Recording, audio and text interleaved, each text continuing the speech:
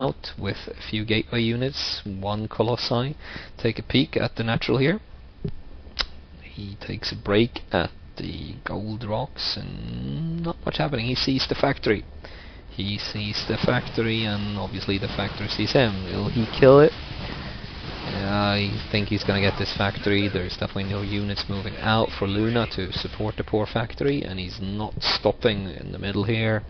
He's just gonna kind of fly over and potentially die. So yep, all of Azchezuazche's forces is just running around chasing this scouting factory. And actually, no, he leaves it be. That's a tad bit weird. We can see the factory still is on its scouting mission, and Luna's forces just decided it wasn't worth killing it. We got two Colossi and a bunch of other things going on here in this gateway army. Our army count is extremely similar at this point. See what happens at this encounter. The medevacs are healing, but the Colossi is just slicing through this army, but the losses are looking fairly even. There comes the protective fields. The Marauders are just driving this force off. Fairly even battle going on here. We lost one Colossi, second Colossi going down. Actually, Protoss is taking a huge beating in terms of lost resources here because of the two Colossi being lost, and the bunkers are just no go to break for this little gateway army that's left here. So that was a test of a push from Aachen, but it didn't really accomplish much. He lost quite a bit of food, or sorry, quite a bit of money on that push. So he's just going back home to lick his wounds, and in the meantime, the scouting factory is scouting this gold here. I'm guessing he wants to figure out when Aachen is moving for this expansion. In the meantime, we can see a armory coming down for Terran. We can see medevacs, Vikings, and another barrack being added on, as well as upgrades. Protoss is going for Blink, and he's starting his upgrades and replacing his Colossus. So it's quite a bit of replenishment going on here. The food count is more similar now after that encounter. We can see Terran adding on a third command center that's possibly going to fly out here, or maybe even take the gold. It's a little bit unclear at this point. Let's see what he does about this factory now. His army is going to take a look at the he doesn't see the factory, he's just going to kill the rocks. In the meantime, this medevac is actually probably going for a drop, isn't it? The rocks are getting beat up here by the Protoss army. Protoss is again slightly ahead on food, not by a huge amount. You can see the medevac loaded up with 4 Marauders is heading down towards the Protoss base, and we'll actually be able to see the robotics bay and perhaps do something about it. And now Aachen is actually seeing the factory. The scouting factory is going to go down, and there we go. If you notice, we still have this observer here keeping an eye on what's going on in the Protoss or in the Terran base, and here comes the drop. And the drop is being executed. The Marauders pop down. They seem to be firing both on the robotics bay and the pylon, and quite a bit of units being worked in to deal with that. The pylon goes down, so Aachen won't be able to replenish any Colossi at this point, but this drop is definitely going to get fended off. And yeah, not exactly sure what kind of micro goes on. The medevac gets 2 of the units off, and will he survive? No, he loses the medevac with 2 units in it. So, well, he accomplished a supply block on Aachen, and he took the robotics bay out of power. So it was a fairly successful drop, even though he could probably have gone away a bit earlier with some focus there and actually done exactly the same damage without really losing any units himself. But oh well, it was still a fairly successful drop. In the meantime, Luna is starting to work on the rocks to be able to take his 3rd expansion up here. Aachen has started building his 3rd, and even started mining it long distance at this point. He has a few pylons down, but other than that, not much going on. And there we go, the rocks go down. We can take a look and see that the new army is being amassed by Aachen. The army count, Protoss is quite pulling ahead at this point again. 3rd expansion not quite up for Protoss. There it goes. Yeah, and there's a worker transfer going on, so that's pretty good. Meantime, this orbital command is flying over to the third here. Let's take a look. Yeah, the saturation on the main is fairly good, and the saturation on the natural could be better. Still not bad, I suppose. And we have the third, also a good set of macro. And look, Luna has a worker among the Protoss workers. That's quite interesting. A little scout hidden here that somehow managed to pass by everything and everyone everywhere, and he's just sitting here observing the third of the Protoss, realizing what's going on. Jesus, let's see where he goes with that one. And he meets the entire army of Aachen. That was not the happiest either. And Protoss keep warping in units. He's getting towards hitting the cap for his army. You can see Terran keeps building Vikings, which is a good strategy since he has a set of Colossi up against him. A few cannons being added by Protoss to defend himself.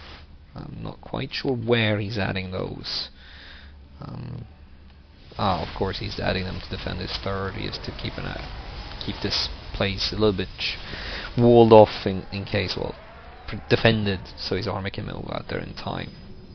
We can see Terran is again supply capped and trying to add units, but instead he's actually going for various upgrades. So Terran is doing a pretty good job of being upgraded. What's Protoss at? Well, Protoss is at 1 on weapons and the second one on its way. We see an Archon being warped in and Sonic Storm being researched. So let's see what will happen in terms of High Templars in this game. As we can see, Sonic Storms being researched. High Templars could really make a difference against a bio army like this and just squish them completely. The Vikings will easily enough to take out anything of this size Colossi force. Of course there's a good bit of Stalker support, but still. Aachen is working his way through these rocks at the gold expansion, going for his fourth. And in the meantime, looking at the income, we can see that Terran is actually slightly higher on the income at the moment, even though Aachen has been having his bases longer, so I'm guessing saturation is worse, plus the mules of course doing a difference. And we keep seeing the army build up going on here. It looks like Aachen wants to have a maxed army before moving out, and I would say that it does definitely look like Aachen is the person that wants to move this out and kind of try to take the game. Terran is looking a little bit more defensive in his play. Saying that, of course, he hasn't really added any defenses to the third base, so that could be way open for Aachen. Aachen is working on his gold. I have his gold up soon. The rocks are still standing in the Terran side of the gold, and this army here will make it very difficult for Luna to actually try and take the gold. Aachen is now actually at 200 in terms of pylons, so he has a good situation to be able to just go for a max army, push, and then remax himself with these 4 really uncontested bases, even though the main is already mined out pretty much. There we go, there's the last of the minerals went, and these workers needs to be transferred. Well, it looks like Luna is catching up a little bit. We see a fairly huge army, good medevac support, lots of bio units, and above all lots of Vikings. The Colossi won't have that much to do in this situation. The bigger question is, what kind of damage will these 5 High Templars be able to do from Aachen?